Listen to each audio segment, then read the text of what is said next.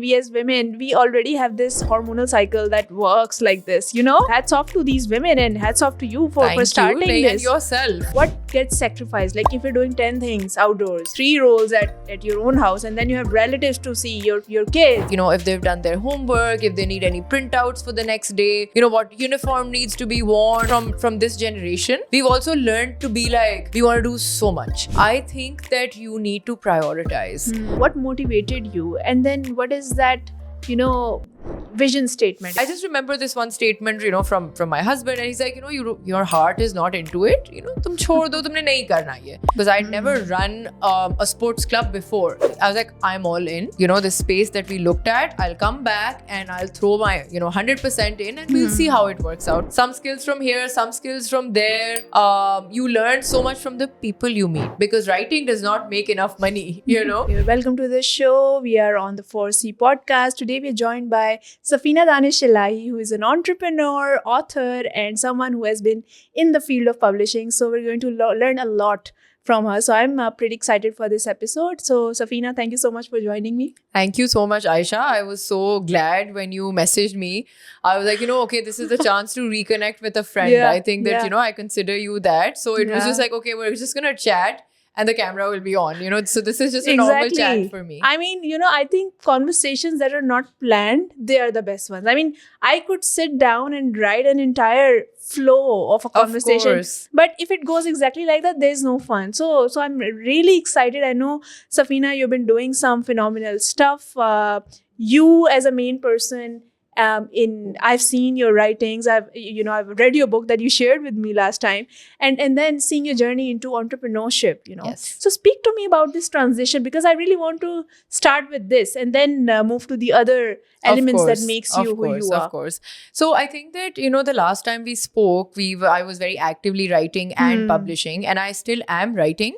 Like I mentioned, that this book that I'd written 2 years ago, the process of publishing and writing is very long. So one book, takes minimum of 3 years, because you first write it, then you kind of, shop for a publisher, you submit it to many places, you try to find an agent. So finally, when I did find an agent, I did find a publisher, then there are multiple rounds of editing that goes on. God, yes. Because nobody's work is perfect, or, obviously. So right now, I'm in my second phase of editing. And like you mentioned, I kind of transitioned into entrepreneurship, which is my own paddle club. I'm a co-founder with my partner Jafar Hashim, and it's called Paddleverse. So life kind of took, like a 180 degrees, I think about 9 months ago when we opened. So I have a paddle athlete hat, a business owner hat, and then a writer hat. Yeah. And then I'd say like even a mom hat, because I have 2 children as well. Yeah. So that requires like a lot of shift of roles, multitasking. all day, all throughout the month. I mean, we as women, I say that a lot, that we as women, we already have this hormonal cycle that works like this, Seriously. And then if you're doing like 5 things, I think hats off to these women and hats off to you for starting this. And yourself, because you do amazing things whenever I see, because I feel like a lot of life has just become online now. So Yes. I appreciate, I don't follow a lot of people, but, people who inspire me, I make it a point to see what they're doing. And I think your journey has always inspired me as well. But yes, you're so right that, women have to kind of take one hat off and, wear the other hat, and also kind of coordinate your entire day, show up as a daughter, as a wife, mother, like whatever role you're kind of filling. So there's a lot going on. Obviously, so do men, but I just think that with women, it's just more so. It's a little bit more. And also, I think that, us from this generation, we've also learned to be like, we want to do so much, Yes. So I think that even our appetite has become very large. It maybe the generation before us, our mothers and maybe their mothers, they're very happy, having one role, being the support, emotional support, and running the household and doing that really well. And that, I mean, I find nothing wrong with that, absolutely. But our generation has a larger appetite. So I think we want to do so much more. And in that process, I feel like, I hope we're able to also look after ourselves, protect our mental health, our physical health.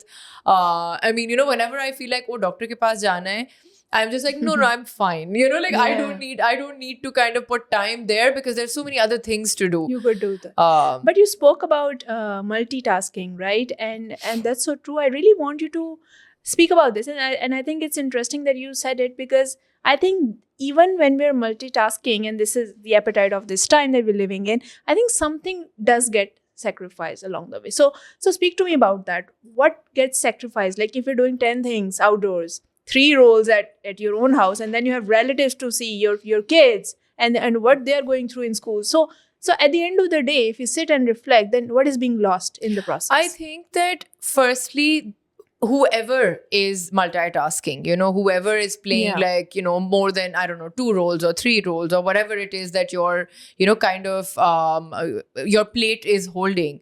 I think that you need to prioritize. You need to have your top 3, 4, 5 things that you need to do every day. For me, it's also how much time and effort I put in people. So maybe I had a large social circle before, but now it's literally people on my fingers that, you know, like that I show up for. I also have a lot of conversations with myself, and I think that who am I the primary caretaker for? You know, my children, my parents, my husband's parents, because they also live next door. So, you know, like where am I demanded? And then there are 3, 4, 5 friends that I will always show up for. You know, if they need me, I'll be like, okay, I'm there. But what about the friends who are kind of in the periphery, in the outer circle? Like there's a networking event, there's a, I don't know, dinner party or something going on, birthday even. So there are some days now where, you know, they invite me, and I think to myself, I'm at home at 8 p.m. exhausted from all day of work. You know, I want to give my kids time because I can't just leave out of the, you know, I can't leave the house after I've come in at 8 p.m., not eaten. Am I okay to step out for a birthday? True. You know, so that's what gets lost. You know, I will probably say no to that. But I think these are the good things to get lost, because if your family is getting disturbed within this process, then, you know, at the end of the day, who is suffering? You and your family. Because, you know, my kids are looking forward for me to come back home. They do come, you know, and meet me at Paddleverse. They play a game. But at the end of the day, I need to check, you know, if they've done their homework, if they need any printouts for the next day, you know, what uniform needs to be worn, what driver needs to, you know, where does he need to pick my kids up from? They have classes. They have so much going on, right? So yes, then some of that gets compromised, which I'm okay with, by the way, because at the end of the day, you don't need 100 friends. You need to be cordial and, you know, civil with people, and you need to treat people with respect. But I don't think you need to kind of show up for 100 people, you know. 100%. So that gets a little compromised. One thing that is kind of like a sensitive thing for me is my gym. And I feel like when I had more time, I would go to the gym 5 times a week. And now I have gym classes. I've moved gym to Paddleverse so that it's easier to do. That's twice a week. And then I play paddle, you know, 4 times a week. So exercise is happening, but there was a certain routine I used to follow, you know, in terms of my weight training and everything. That has gotten a little bit compromised as well. God, so, you know, it's like, where do you choose yourself and where do you choose work? You have to choose that sweet balance at the end of the day. But, you know, this transition to Paddleverse, what motivated you? And then what is that, you know, vision statement, if I say it that way, that actually you were like, this needs to happen because no one else is doing. So what was that story? So Paddleverse actually happened at a time where I had just gotten done with my master's, and I did my master's in writing, which is my basically core job. You know, I was publishing. I founded Reverie Publishers at the time that we met before. So I was publishing other people's work. My own work was being published abroad, you know, in the UK, my book was published. And I'd done this, you know, I just finished this. And so I felt like I was ready for a new role. So a leading newspaper, you know, there was a sort of like an empty, you know, job space that I thought I would maybe apply for. Then a university had reached out and they said a creative writing program. So, you know, like a professorship. Yes.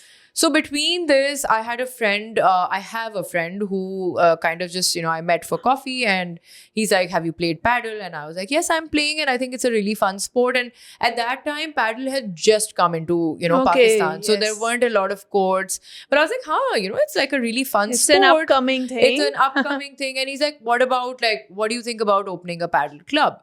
And I was like, sure, I'm into it because I feel like I have, मैंने एक degree कर ली है. Now I have some time. Yeah. I could do something relevant, like in writing, or I can, because I have a business background as well. So I can also do that.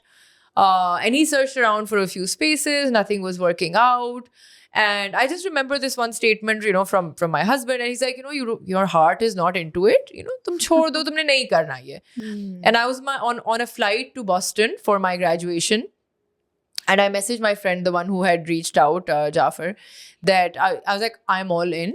The space that we looked at, I'll come back and I'll throw my, 100% in, and we'll see how it works out. Because obviously for any business, you need to finalize the space, designer, like what steps are needed, then investors, then how to kind of, work the system, like what tech is needed. Exactly. Like you don't really know, because I'd never run a sports club before.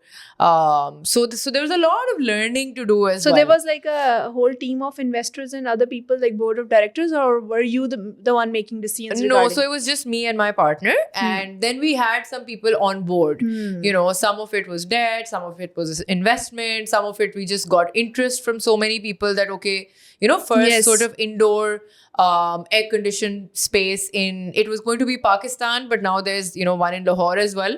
So we're the only one in Karachi that is indoor and it's fully air-conditioned. And what was the initial response that you got versus how the audience is reacting today?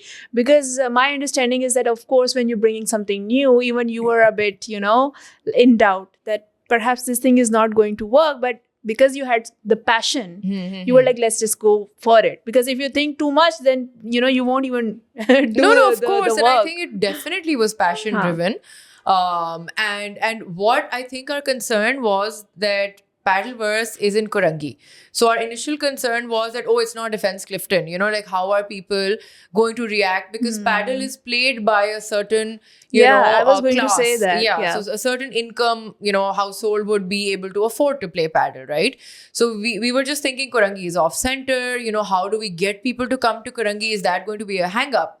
And then I think through like my network, through my partner, my husband, like our friends, their network. And then at the end of the day, Aisha, I feel like the core product is important. For a good thing, people will drive like that extra 5-8 minutes or 10 minutes to go to a place which is secure, safe, good quality courts. The best players come and, play with us. We've got social zones inside. We've got like a family environment. So Karachi ke log, they're starving for such things. And if you're bringing true value to whatever business that you're doing, I think people do find you, in their own way. Exactly. So now, alhamdulillah, like you asked, versus the first month to we're sitting on month like 10 right now. So almost a year since, we started. I think that in any like active person who kind of plays, sport or paddle, they know about Paddleverse. And they know because there's quality courts there. If the courts weren't nice, and no matter how much I try to sell my service to you, you'll be like, but the core product isn't good. Why would I try it? And why would I throw my money at it, right? So we need to kind of, as business owners realize that firstly, your product/service needs to be top notch. What are you selling? How are you different? There are so many paddle courts in the country now, right? How are you going to survive? Yeah. How do you stand apart? And what if like 30 other courts open up? Will people still come to you? Are you good enough? Yeah. Have you built a routine? Have you built a habit? Are you offering something that the other people are not offering? And only then will you kind of sustain the demand for your service and your product. Because I feel like the initial attention that any business gets, I think that's more so for the hype. Something is new, people want to try. But in order to keep that, as you said, the only thing that can bring a customer again, a paying customer again, is something that brings value beyond that, value beyond your competitors and stuff. And I think you've rightly said that. And that's why I want to come to the next question, which is, because you have this understanding, I think this requires research at many levels. Of This course. requires for you to wear a hat that is almost like, you're on the laptop and you're actually searching 10 other things. Okay, what are these people doing? What is missing in Karachi? So speak to me about that process, and how important is this process before you actually jump to saying that, okay, let's start this thing, and you are my co-founder, right? And we'll come to that. How do you choose your team and everything? So basically, I think that what was important was that before we started as well, like, I took coaching. I went to clubs in Dubai.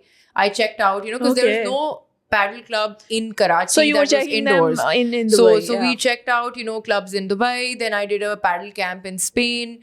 I saw that, like, how do academies work there? How are paddle clubs working there? So, and within, like, even Karachi, new paddle clubs were coming up. So we did a little bit of research there. And plus, like, with my writing career, I kind of knew that, that so it came industry. handy, right? Yeah, like, I knew that industry, and then, like, this was completely different. Yes. So some skills I obviously used, but again, it's a whole new world. It is. And, like, when we were talking about multitasking, you were also asking me, like, Safina, then, like, what's going on about your writing? And so yeah, like, my next book comes inshallah out in January 2026.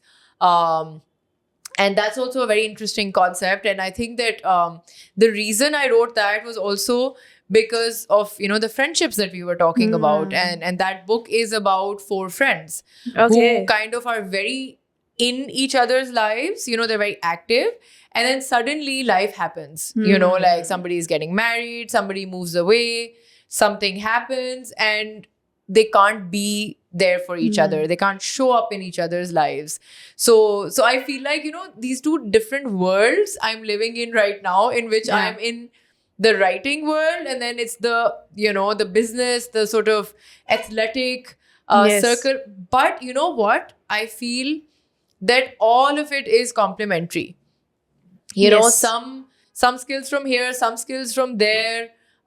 You learn so much from the people you meet. Of course. So I feel like a lot of people say, oh, where's your inspiration? And I'm like, my inspiration is people I meet. Yeah. And my style of writing is also like caricatures, right? Like, it's about people rather than me describing, like, fancy, like, situations and, like, some aesthetics of some, place. I think this also brings rawness to writing, and one can tell. I mean, now, because I've read so much, although I'm a reader of non-fiction more so, because I've read fiction less. Yeah. I've seen more films, but less fiction. Of course. But, one can tell. But any art form, right? Like, you're an artist, so you can tell whether how much of this is, like, truth manipulated, used to the advantage. If you research the person enough, whether it's your own ideal, some artist, in my case, you can tell at some point, because if you've seen their journey, and now people and our lives are so public. I mean, we like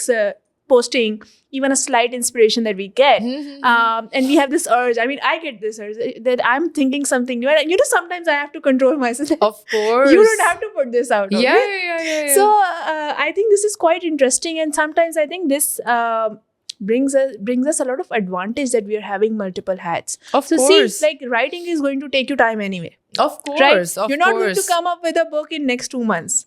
It's going to take you time. You're going to write, you're going to rewrite, you're going to create a manuscript, and then in 3 months you're going to come back to it and read with a fresh mind before you go to that process. Of course. So I think this is so important, and I want Safina, you to speak more about this thing, that why this multitasking and this process of you going back to books, connecting with your author-related audience and your network, because I know you do publish writers too, yes. which is not so regular, but you do it. So how do you then switch, and how does this help you helps you to keep engaged your audience in different audiences, because you have different networks now? Definitely. I Aisha, when I started writing, I was in awe of all the people around me, because writers that I interacted with were all such intelligent people, you know, because they've read for years in their lives, whether non-fiction or fiction. And I mean, if you looked at their like CVs and what colleges and universities and like seminars and residencies they'd attended, You get intimidated. you know, I was just like, oh my God, who am I even? You know, proper imposter syndrome. Like, I was like, what am I doing here? You know? But when you speak to them, you know, these people, you're also so inspired of their journeys and the way they write. I mean, this one writer who was also, and we were going to, speak about the residency as well. So he was part of the residency the 1 year before me. His name's Shehan Karunatilaka. He's a Sri Lankan writer who's also the Booker Prize winner. Okay. So I met him and I actually interviewed him at the Karachi Literature Festival. Right. And, you know, just being around him and other writers who were there, I just found it so inspirational. So, you know, like when you meet so many different people from so many different circles, I think that like you just learn so much from them. You know, how they conduct themselves. And then when they meet people from the business community. So I also, I remember at the time I was hosting dinners. So I don't know if I should name the writer, but he's a good friend of mine, and he was talking to somebody who runs a business, and he's like, I don't understand how you run a business and he'd written like 3 very successful books, and he's like, I'm in awe of businessmen, and the guy goes like, I'm in awe of writers, you know, like how do you guys do it? And he's like, how do you guys do it? You know, because it's different and it requires different skills. It does. But if you can do both, that's also a really fun mixture of, you know, like... It's the best of both worlds. Like, come on, you get to have your own space where you get to explore your own mind, what intrigues you, what doesn't, and, you know, what just gets to you. You get to, you know, verbalize a lot of your emotions. But then there's the side of you that is quite cut out, or you can say cut off from your inner self, and you're thinking about the future, money making, all of those bigger things, and which is important. Way, like, so at the residency, I was sent by the US. It was funded by the US State Department. They sent me for 3 months to Iowa, and there, you know, all of us used to make fun that writers always do like a job that sustains them. Because writing does not make enough money, you know? So at the end of the day, I feel like a lot of the writing part is for my spirit, you know? Like it's for my sort of inner awareness, you know, where I see myself in the world, like how I interact with the world, how I interact with anyone, like even family, friends, other people, clients. And then, yes, obviously there's financial success in building a commercial club, a sports club, which obviously, you know, then pays you back in other ways. But writing is kind of solely for my heart and soul, you know. I feel so refreshed when I write or read even, you know, even when I'm reading a good book, I feel like I don't even need to, you know, interact with the world anymore. To be honest, once I come to Paddleverse, I won't be surprised if I find like a bookshelf there. Yeah, there has to be now, right? You're so passionate about books, and even I am, to be honest. I have a good collection. There are still books that I haven't read completely, but then I go back to them. You know, it's like some of the books that I've read and, you know, read over time are Bertrand Russell, you know, John Baudrillard. These are the kind of philosophers that inspired me in my practice. So I think it's so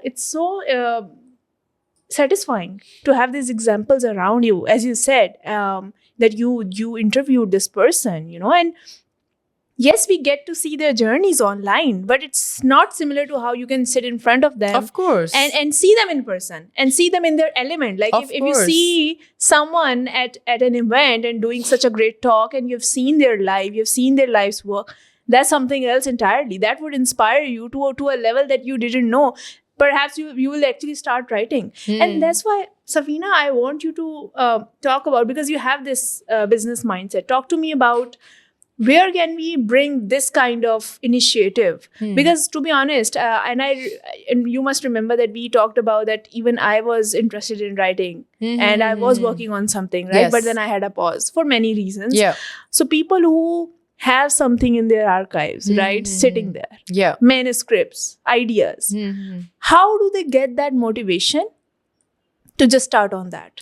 So I get these questions a lot because it's like, oh, how do we kind of reach out? And this used to be my question when I wrote my first novel. I was like, now what do I do? I've written it, but like, where do I go from here, right? And it's a long, tiresome process of finding somebody to publish you. And then obviously I did find out about self-publishing, like we were speaking before. Yes. There is an option that you can kind of do it yourself, and then you promote it yourself, and you kind of look for an audience yourself. There's no harm in that either. But obviously, like as a first-time writer, you don't really know how to market a book even, right? So which is why I came up with Reverie Publishers, not for myself, because by that time I'd already found a publisher and my book was already traditionally published. But I thought about all the people who kind of cannot do that, right? Who do not have access, or who maybe are even just shy about sharing their work, So I created this platform, called Reverie Publishers, and I welcomed, people to write to me, and I would even like give them feedback on, on their manuscripts, and I would be like, okay, this needs to be done better. Even if they're not signed with you. Even if they were not signed with me. So that requires a lot of energy though. I did. And I think that like at some point it became quite a lot, even answering emails and going through people's manuscripts if I wasn't going to accept them, right? And because it was such a small like shop, I would say I only worked with freelancers. So freelance designers, freelance like printers, freelance, like I had a person who would do typesets for me, so everyone was kind of on a project basis situation. As in your team, right? My team, it wasn't like hired because what if I don't do... Based on how much work you're getting, you can reach out to them. Exactly. So, at that point, I think I realized that it's a lot of energy giving out without monetizing it at all. Like, how do I even charge for that, right? And I was kind of doing it to give back at the time. But, at some point, and then obviously, like, I took projects that I really liked. They did really well as well. There were some amazing, great books that I published, that other people were writing within Pakistan. And they did great, and I made great friendships with them, and I promoted them. And I think for a while, like that kind of served me really well.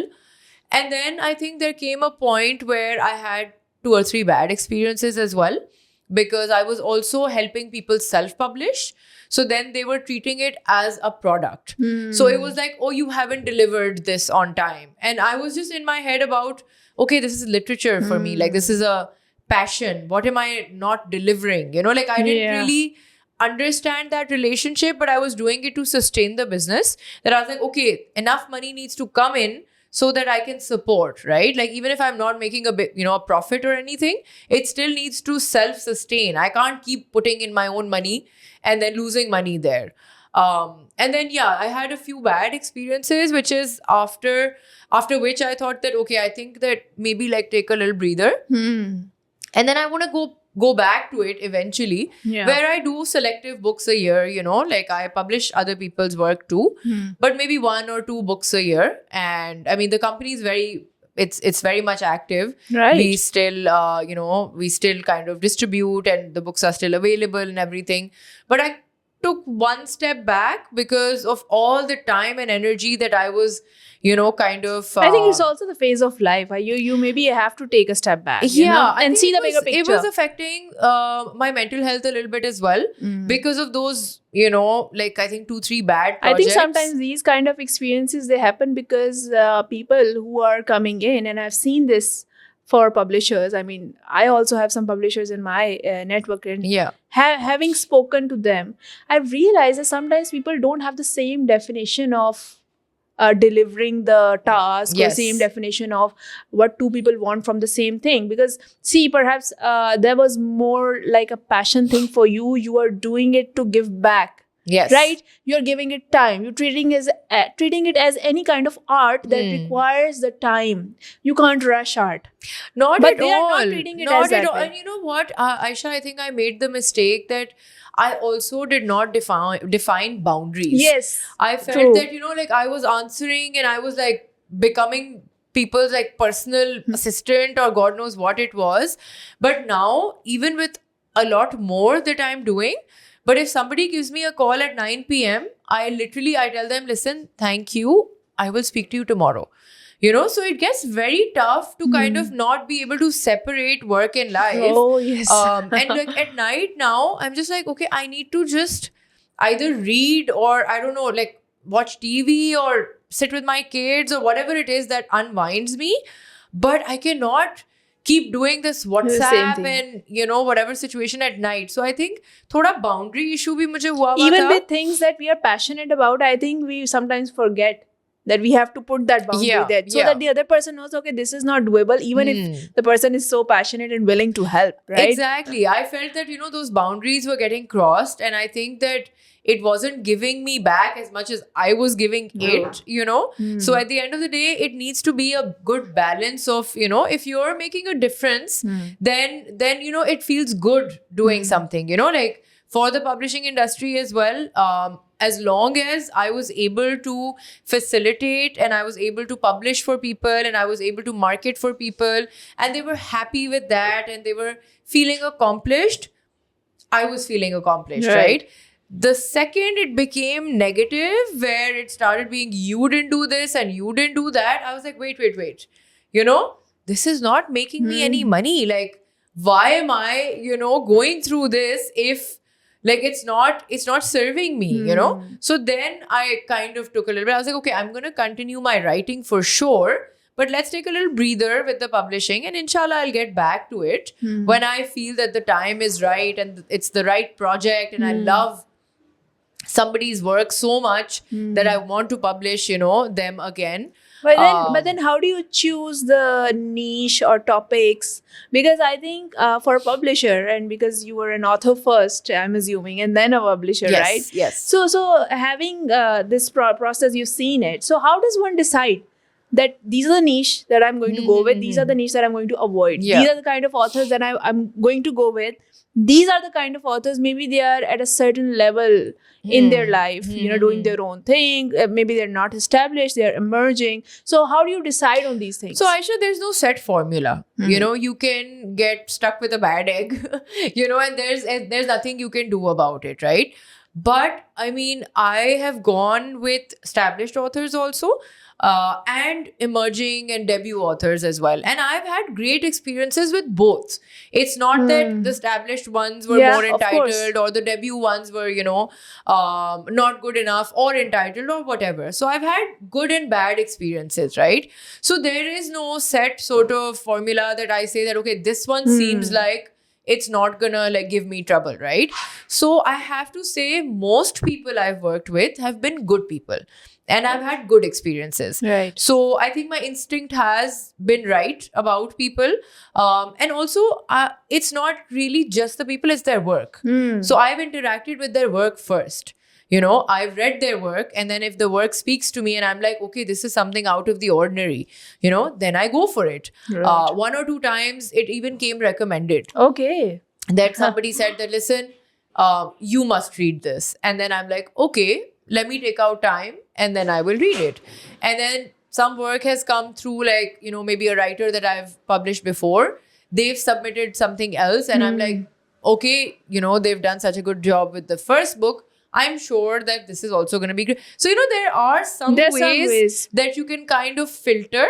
But at the end of the day, like, even the bad experiences teach you. Yeah. And you just need to be kind of more careful. And I kind of thought about it again and again. And I'm like, why did I choose this, right? Like, was there a red flag? Like how you think in relationships as well. Yes. It's the same process. Yeah, it's the same process. Like, do you not see the red flag before, getting somebody on as a client? Yeah. But yeah, sometimes it's all a learning curve anyway, Yes. So I learned. Yeah. They say that, you win or you learn. But I personally feel like there's a lot of scope in Pakistan, because that day I was just like doing this Google search of publishers and people. And to be honest, what I saw, and perhaps maybe you can correct me if I'm wrong, there are people who are doing printing Yes. and distribution in name of publishing. Yes. So explain me if they are different or not, or maybe they are perhaps treated similar in Pakistan. So I want you to dissect this. So in Pakistan, a lot of people now just print the book. They just, they find So a printer. that is considered as publishing. They call it publishing. We call it self-publishing. Okay. ठीक है, जो मतलब internationally term use किया जाता है ना, वो होता है कि self publishing, Because you're paying for which your own happens printing, through, right? yeah, which happens through Amazon and other big sort of companies. We find smaller printers here and we just publish the book. So that is self publishing. What is traditional publishing, you can ask? Traditional publishing is when the publisher goes through your manuscript.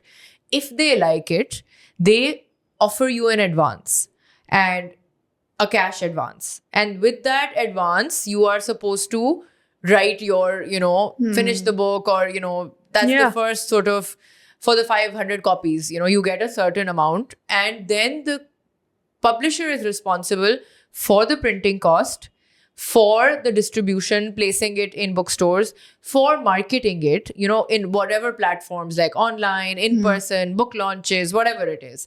So that all the publisher is responsible for. So you can see that in traditional publishing, a lot of that burden is handled by the publisher. And in self-publishing, everything the writer does him or herself. So the burden of that is with the writer. The proceeds, the sales, go to the publisher in traditional publishing, and in self-publishing, the proceeds go to the writer.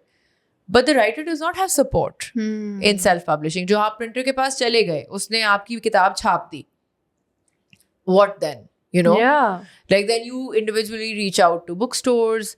Then they keep a margin. Then how do you market it? So there is no one in currently, okay, because we're talking about Pakistan. So there's no one in Pakistan who can, even if they're not like proper publishers, they're not helping with the distribution process. Because what I'm assuming is, even if people are having a good reach, they are good at writing, they want to do self-publication, so they are betting on their own skills. Yes, they're putting in the money. Basically, that's the thing.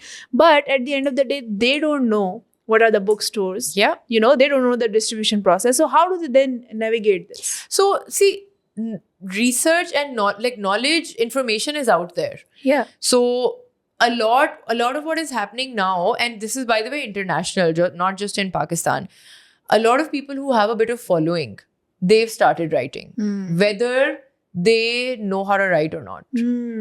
Right? With the ghostwriters. Either with ghostwriters or even themselves.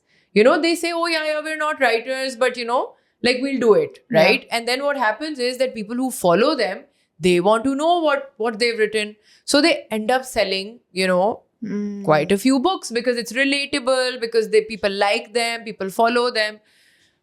But I mean, I'd say that it's not really literature, right? Like you've written about your life and everything. It's like a extended blog. Yes. You've written, maybe you have some things that you can share.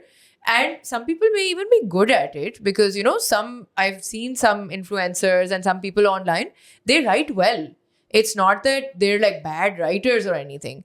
But writing is also a skill that you kind of, like you get a degree in as well, right? Like you can be somebody or you can learn to be somebody, but there are different levels of how you can manage that, right? But do you think that this has more to do with traditional teaching or traditional way of education, how an author gets trained, or does this has more to do with the fact that the way the content was repurposed or put out? Because in my observation, as you mentioned, these influencers who get this reach at a certain point in the time, they decide to expand on their content. For sure. Whatever their identity has become online, they just expand on it. Yes, and they create books. Now that book can be visual, it can be visual plus text, it can be some tips, it can be listicle. Like I've seen this trend of people creating these manifestation journal. Yeah. Now I am someone who likes to talk about manifestation, who likes to talk about visualization a lot. But I've never thought about this thing that you're turning this into monetization. This is so right. You are so right when you say that they're expanding. And that, by the way, there's nothing wrong with that. Exactly. But then don't call it fiction or all of that, right? then if it's like, maybe then you can do one book. So in writers, we have this thing that they say there's more than one book in you. That a writer will keep writing, but anyone else who comes and, does kind of like a memoir or a manifestation book or I don't know, poetry, whatever it is, you know, Any whatever use they do, case book. any like, then that can only be done once, right? Unless you So do a true. series or something. So us fiction writers, we come up with a new concept every time, right? So all, by the way, due respect to anyone who wants to expand, I think go for it. I think it's excellent if you're finding more mediums to express yourself. Why not? I think you totally deserve to do that. And some of them are also very good. You know, their expression online I've seen, it's fantastic. So why not? Why not do it, right? But not all of them are great. That's what I'm saying. That, you know, like if everyone does it, like a lot of actors also write, Yes, right? they Like do. there's so many books that actors have also come up with now. Yeah. So I don't know if that's again ghostwriters or they've written it themselves. But again, they'll only write their biography or memoir once. They're not going to keep writing unless there is a writer in them. Yes. You know? So I'll actually give you Twinkle Khanna's example. So when I first, I think, read her, uski badi, you know, satire and She like, has it's a very funny. satirical way of And I think writing. she's really witty. She is. So when I heard, you know, like a while ago when I picked up her book, I was just like, okay, you know, some actor has decided to. And I really liked it, you know. I think it was Yeah. really lighthearted, and I think the way she did it was really funny. And I think she has a knack for it. So, and then she continued writing. I think there's more than one book that she's There are now, written. yeah.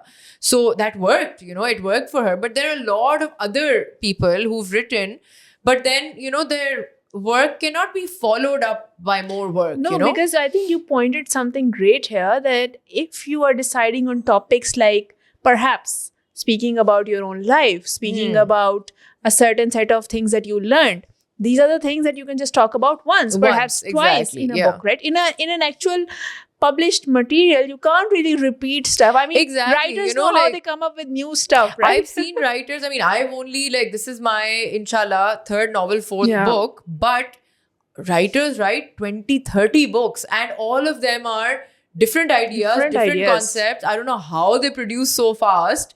I mean, kudos to them, but 20, 30 novels likhe hain writers ne. Even Urdu writers, by the way.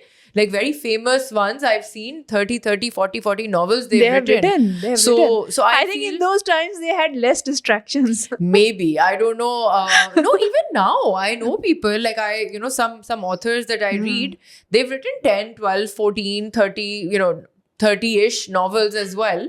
And I mean, they're all different ideas and great novels as well. So yeah, I mean, I feel like if you're writing sort of like about your life, like you said, kitna likh lenge? You can't write much. You know, kitna, like people also get bored now. They'll be like, okay, now we know about your life. Yeah. Now what? And But- exactly this is why I think certain actors opt for this idea mid-career or someplace, you know, where they want to document what's been done. And then I think the concept is similar to how some people would then express it in the form of a documentary. Yeah, Documentary is yeah. a video. This is like Also, a I published feel like minute. there's also like, oh, there's a large reveal in the book. You know, I think this happened, I don't know which actor it was, that they're like, oh, they spoke about their, you know, stint with drug abuse or something. So that's the selling point of the book, that, oh, there's a grand reveal in it. But it's Sometimes gonna happen gossip can be once. turned into exactly, a but it's gonna book. happen once, right? Yes. How many times are you going to reveal that, No, right? you can't. So yeah, like if you want to expand into other mediums, I think that, you know, as a content creator, as a writer, as a person who thinks that they can communicate thoughts in a manner that reaches people, sure, why not? Which makes me curious that because we're living in these times, as you said, knowledge is quite accessible and it's out there, right? And then, of course, I don't want to mention, but everyone knows about AI. I mean, it creates on a click. Of course. So speak to me about where we are heading. As someone who is fond of writing, and I'm speaking from a very, traditional writing, sensibility. I don't want an answer, based on the fact that, okay, yes, I mean, we do write, we can also create. I want you to comment and perhaps criticize this idea. Like, what's the role of traditional writing versus where we are heading with this quick content production? So I thought about this a lot, actually, you know, when ChatGPT was probably launched, you know, and I thought that, okay, like, would writers become redundant? Because now, you know, like, even if you need to write an essay, you can just give a prompt and it'll just give you the entire essay, right? Yes. But you need to understand that AI has only the information, and that might be a lot of information, but it only has information that has been fed into it. So think all the inventions of the world. How did people invent things? With ideas, But right? we are talking about hardcore inventions, right? And I agree, because if we talk about inventions, that then human essence, then actual writers, actual artists Yeah, are yeah, important. of But course. let's say for a second we assume that someone who is going to a library or a bookstore just to get a good read, right? They don't care about the author. Of course. They haven't connected. Perhaps this person is going to a bookstore to buy for the sake of buying because that person has the money. They want to invest and buy a good read, right? Yeah. So in that case, do you think then that defeats the purpose? Then this person would think that, okay, I should perhaps write a story that I want to read. Do you think there will be time, or are we heading towards that time where this is going to become quite common? Or do you think, no, this can never substitute the fact that a real person with a real background is writing it? So there's this, I guess, dichotomy to your question as well. Yes. There are two sides to it as well, where one side, I feel like, yes, AI can give you anything. It can give you any story you want to read. You write a prompt, I would like to read a story with this. But what if you don't know what you want to read? Then what do you ask? So when I go to a bookstore, I don't always go with an agenda. I go there and I'm like, what do I want to read? Like if I go to a restaurant and, I'm like, recommend me something. What do I want to eat? Sometimes we don't know what will kind of attract our interest. So a bookstore makes me kind of like open possibilities, right? I can also ask ChatGPT, I am in the mood of reading commercial fiction, this, that. So that can also happen. But at the same time, a real person is coming up with real stories that AI has not experienced. So the raw emotion, I feel, a person can bring. A lot of things AI can do. A lot of things. And I think that, like, I'm also scared that what if, like, the human brain becomes redundant? That, like, you're not thinking and applying yourself anymore because everything is available, right? I mean, we get that glimpse into dystopian kind of visions. Exactly, Perhaps there will be a time that we will be recycling ideas so much that there is no nothing new to go. ideas will come, right? This. So, sorry, I'm cutting you. Yeah. If you search, write me a book like Harry Potter in Pakistan, it will give you a book like Harry Potter in Pakistan. But before J.K. Rowling wrote Harry Potter, was there a book like Harry Potter? No, right? That idea came from somewhere. So now you can emulate that. You can, like you said, recycle it. Harry Potter based in Pakistan, Harry Potter based in Japan. You can do that. But what about new ideas?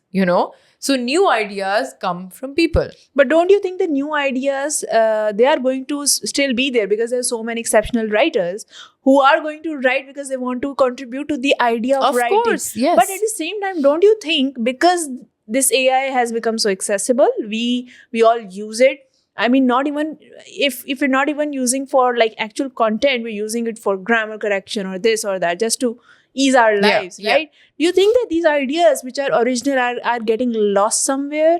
Or is there no harm? Like they can coexist? I don't think, they can coexist. I think they will coexist. I don't think that they will get lost. I do think that perhaps, as many writers as we would have produced otherwise, they would just be like, okay, so this is already available, right? So thoda sa to obviously jab machines aayi, to factory workers kam ho gaye na, so obviously like that will be replaced.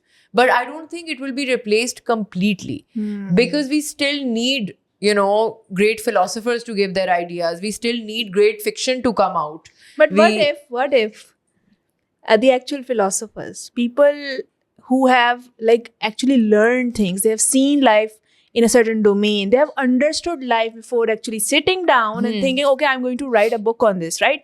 These people, they are going to say their thing. But then there are people who are going to act the same way in front of the audience, right? They are going to appear in front of the conferences, in front of press, and they're going to say these recycled thoughts because AI is helping them create and become a puppet for it to be able to say their words.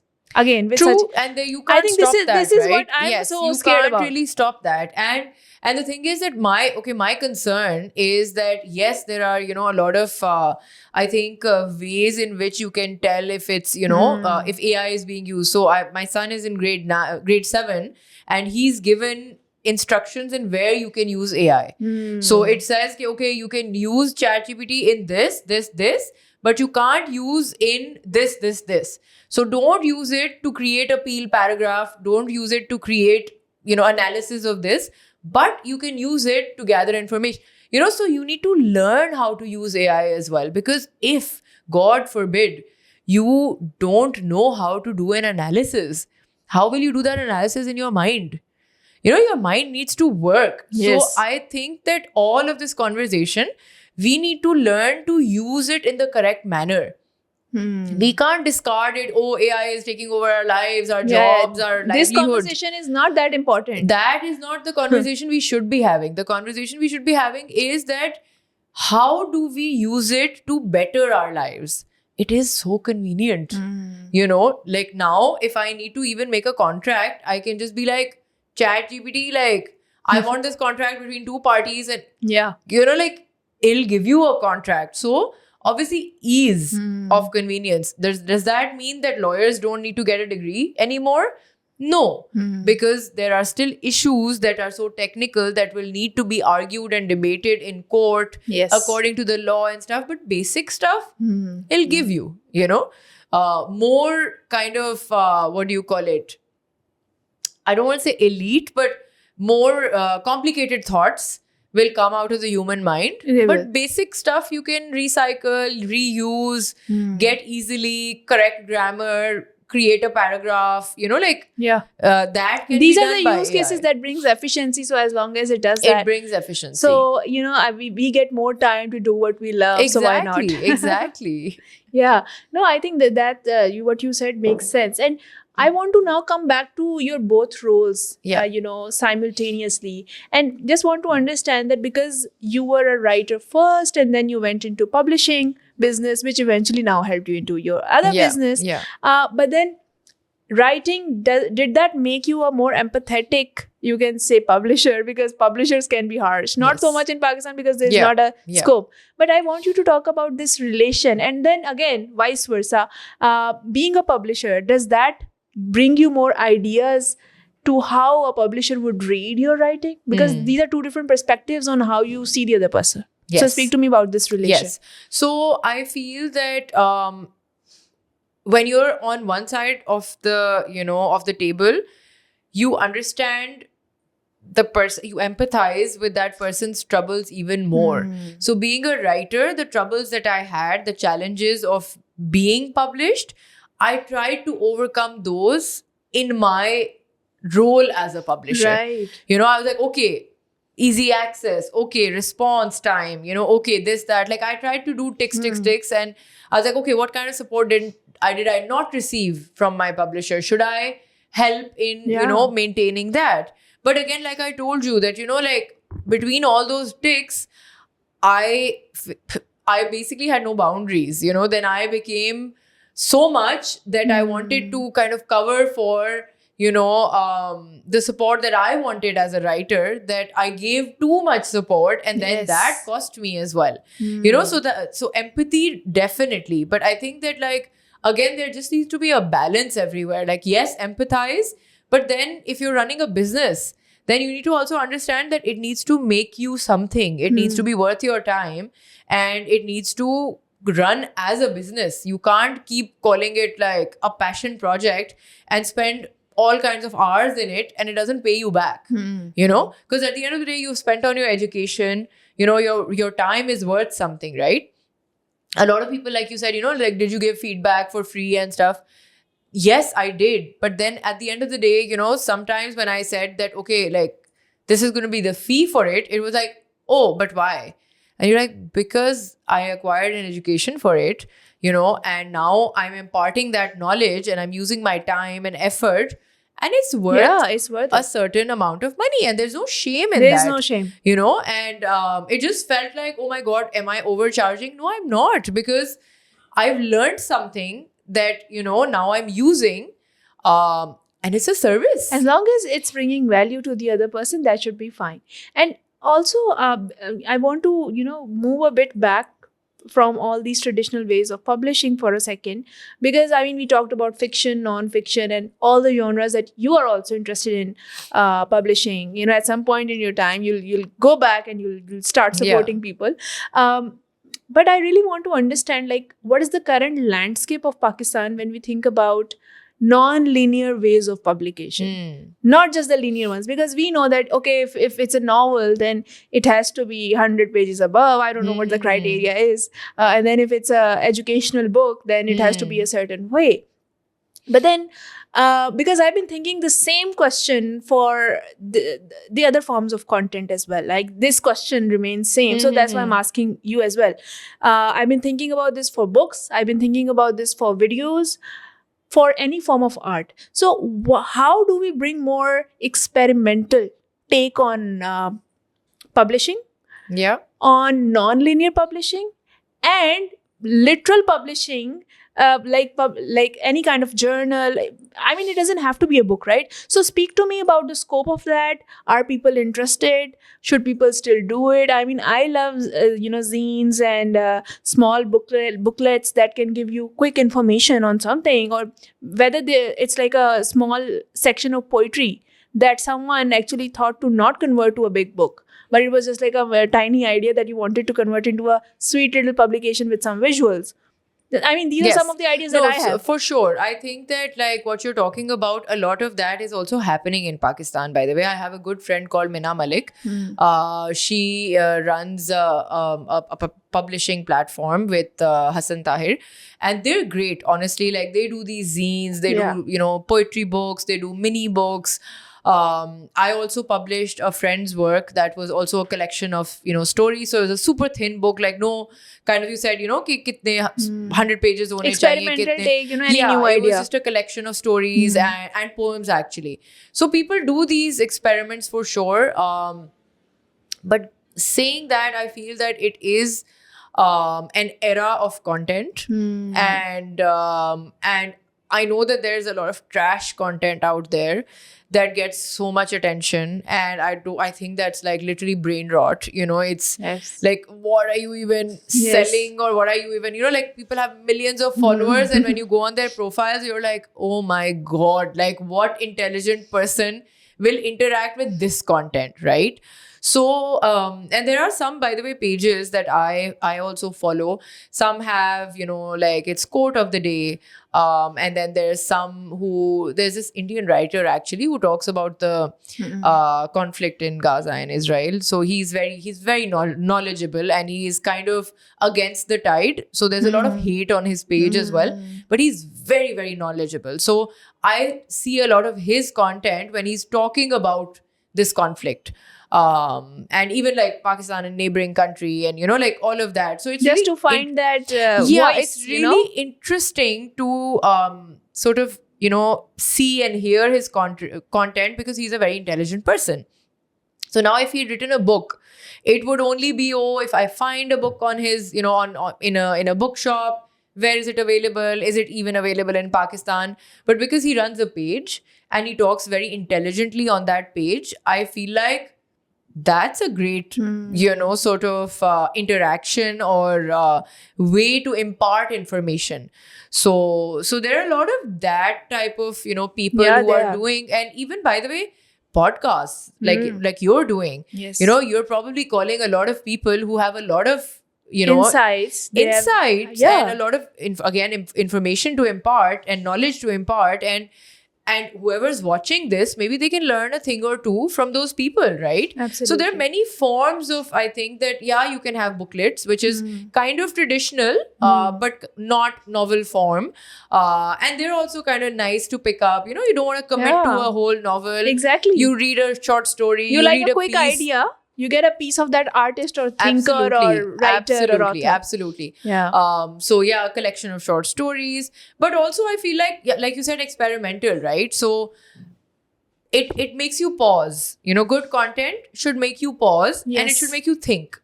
I True. don't believe in this fazool, you know, like Yeah. whatever Trendy stuff. trendy stuff that, you know, is happening around. ठीक है, cute, like I don't Yeah. know, some people have family pages and they do cute things with their families and stuff. That's also nice. It's cute to see. Yeah. Some people's content is funny, and I think somebody, you know, like doing something making a person laugh, good enough, you know. Yeah. Like I think it's a moment of pleasure that you're giving somebody else. So it can be different kinds of content, but yes, maybe there's poetry, you know, there's some form of debate that you're doing online. Maybe there's a good quote that you want to kind of say, you know, on a platform. So there are many ways to, I think, communicate with an audience. And then there are blogs. Yeah, of course. You know, I was a big fan of somebody who was writing these not daily blogs, but I think weekly blogs. And they had a very good, like, sense of... Which is less, by the way. No, most of the blogs like are one quite... page, 2 pages, you know, but it really made you feel connected, you know? And what are we if we're not looking for connection? Oh, yes. You know, I think that, like, art and any form of content that you interact with in, you know, in any kind of art, it makes you feel connected. It makes you kind of like relatable feel, content in yes, any form. you know, I and then think you that should would just speak to feel you. something inside, right? Like that stir that your soul is searching for. That right. should happen. Whether it's, you know, in media form, but whatever medium it is in, I think that it's important that it speaks to you. And, you know, I am personally a lover of old books, old philosophers still. I mean, I would still go back to those. For some reason, I get this more authentic, you know, aura regarding certain ideas, because I feel like those were more original. I don't know how to say it, because nothing is original, right? Everything is a course. copy of a copy. But speak to me about your, you know, favorite vintage books, vintage writers, authors, and as a publisher, if you would like that content to be repurposed in any way, in your own publication, adapted, I don't know, made reference to, or maybe perhaps you would want to see that work come again because it's relatable today. I mean, I just want your comments. I don't know. So I think I would have an unpopular opinion on Okay. it, because, you know, the classics and everything we read, we enjoyed. I feel like this is like at this time, there's a lot happening even in terms of, you know, commercial and literary fiction. I read a lot of commercial fiction, and then I read a lot of prize winners. So they're completely distinctive. I would say that, you know, the prize winners are very thought-provoking and somewhat dark also. You know, the content that you kind of that wins the prizes, they're out of the box, they're experimental, and commercial fiction is kind of feel good, you know. Yeah. It's fast moving. So I don't know if I would readapt classics. I don't think that's my palette. But I do think that I do like experimental stuff. So I really have enjoyed, you know, some kind of dystopian, you know, humorous take on things. For example, like recently what I actually started doing was, because I knew that AI is not going to go away anytime soon. And I've been listening to certain people. And what the question that I had in my mind was that if this person that I'm reading so much about, this person is from another era, if this person was alive today, right, how would their philosophies, again, because I'm speaking from a very different niche genre, so how would their philosophies would be relevant, or whether they're not relevant? And if they're relevant, then in what ways? So I started creating a podcast on that, you know, just debating on these ideas that if I know certain philosophies and I'm trying to make a link, given the dark side of tech today, dark side of deepfakes, AI, all of these things that are happening. Yeah. Not to say that they don't have their positive side, but I was just looking at their dark sides and then trying to link it back to different theories, different philosophy. For example, how human behavior is being affected, the idea of senses, and how we as human beings experience the reality through senses. Plato, you know, all these people coming in. And this is just one idea, right? This is just one idea how you're relating the past content which is already done. No one remembers. It's in the archives. Yeah? Yes.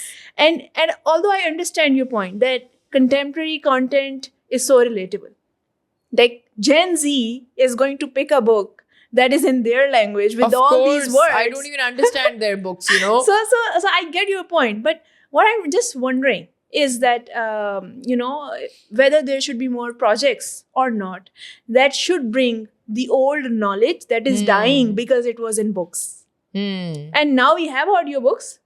Some books are in but also audiobooks. adaptations, by the way, that's a big thing these days. A lot of like shows and series are being done as adaptations of books, right? So yes, a script is also done, but it's based on a book. So a lot of good stories are still coming through the books. But I think appreciate your question in kind of repurposing the big, the giant thinkers. How do we bring their knowledge to current times? Because then today's generation is not reading that. That's my only concern.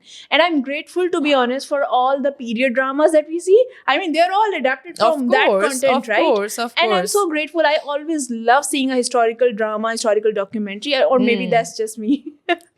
I think that, okay, so Gen Z definitely has a different palette than us millennials. Like, Yes. I feel that, I still want to work through things. I need to, like, in my head, it's like work hard, so you earn something.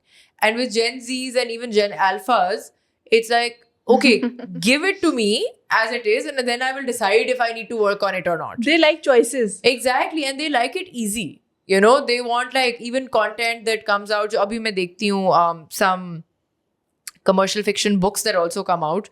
They're such easy reads that it's literally like, it's like, what is even the story? Like, what is there a message in it?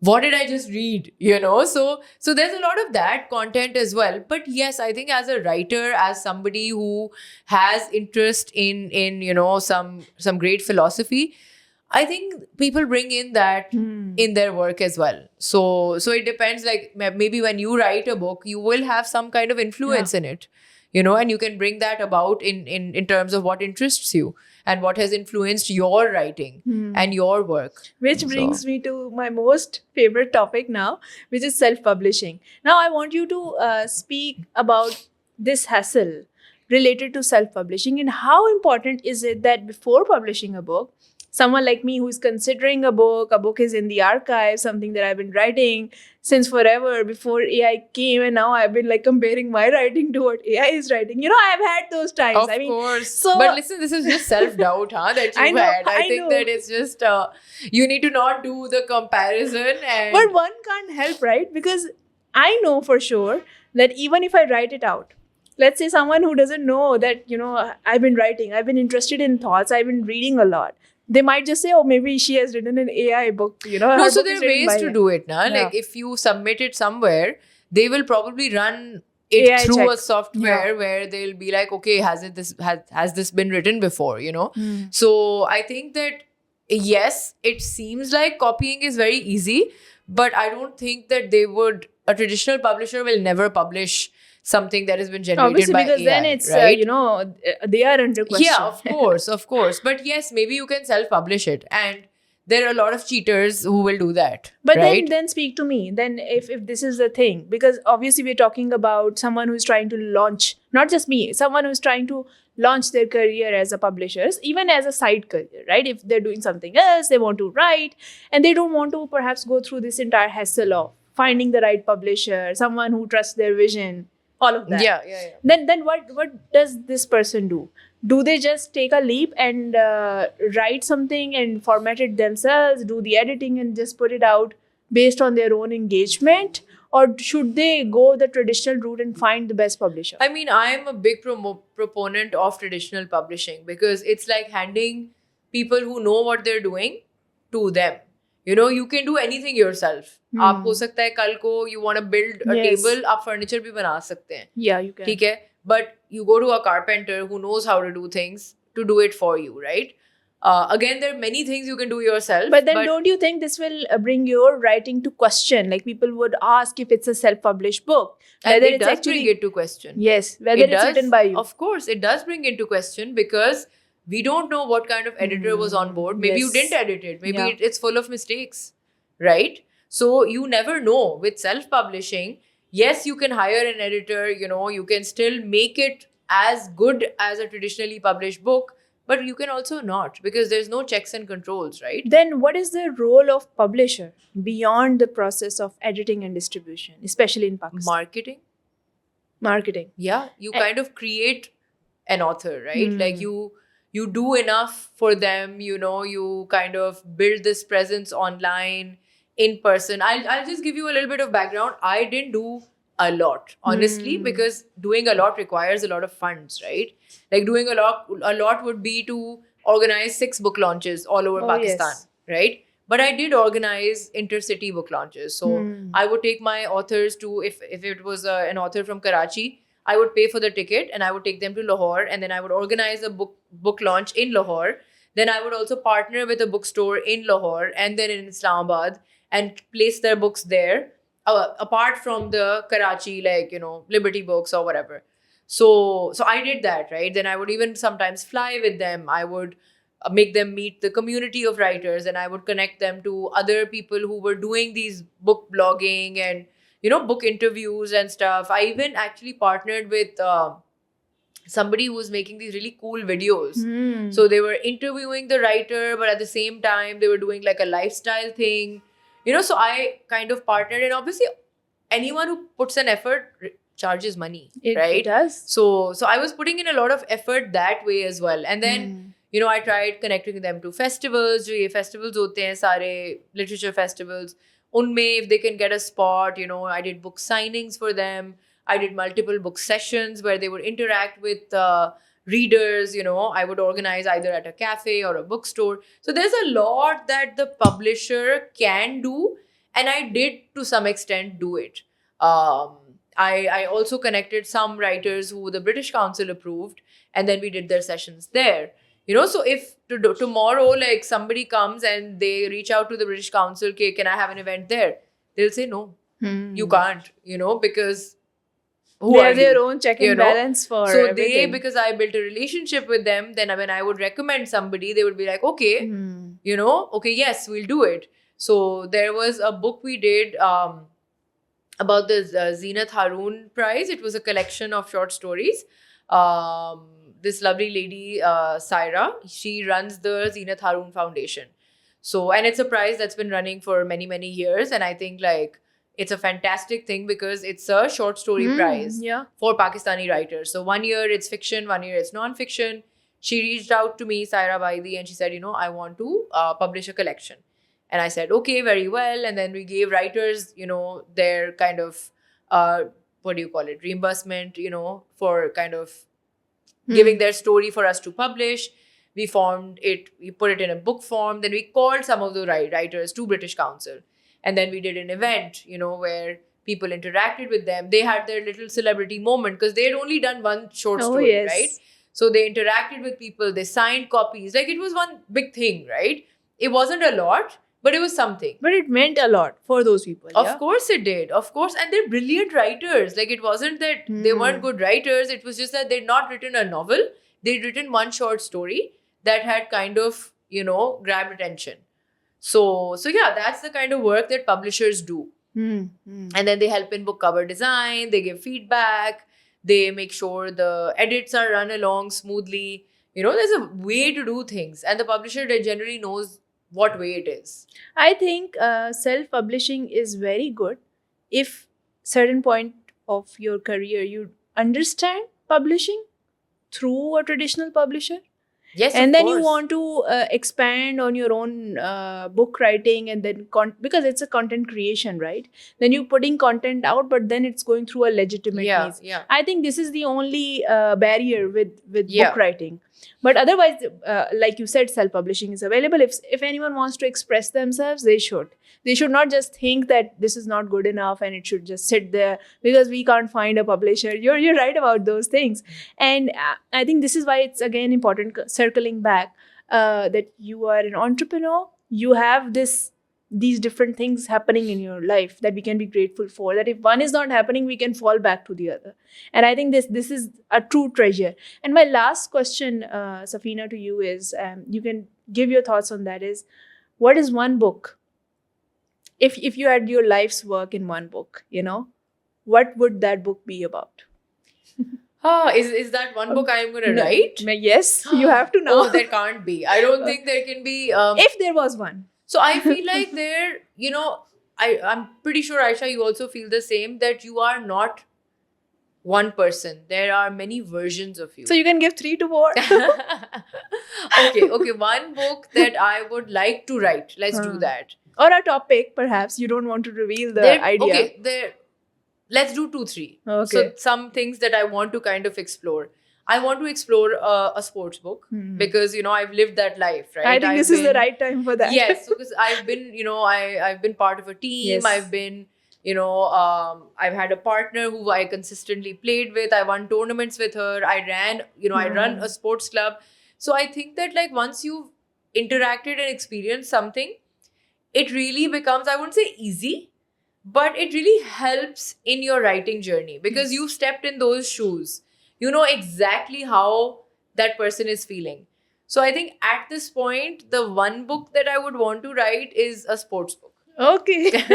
So we came down to one. We did. I was gonna float some more ideas, but I was like, why should I give people ideas, What if like tomorrow I see like, oh, this book is happening. I saw it for your podcast that, But this book I really want to see because now having understood your entrepreneurial side more, and I think there is still more depth. We just scratched the surface. Of course. I think there needs to be like 3 follow-up sessions because there's so much to talk about. Yeah, but I'm so glad that we touched on all these different things, and perhaps next time we can delve more into of course one domain, whatever you are doing. There's too many scattered thoughts. I feel like but see, anyone who is starting their journey, I think this is like a treasure for them because they won't feel alone. And this is why I appreciate women who come on my podcast more, because we don't have many examples for women.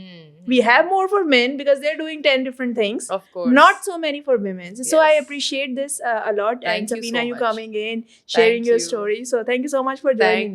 Thank you so much.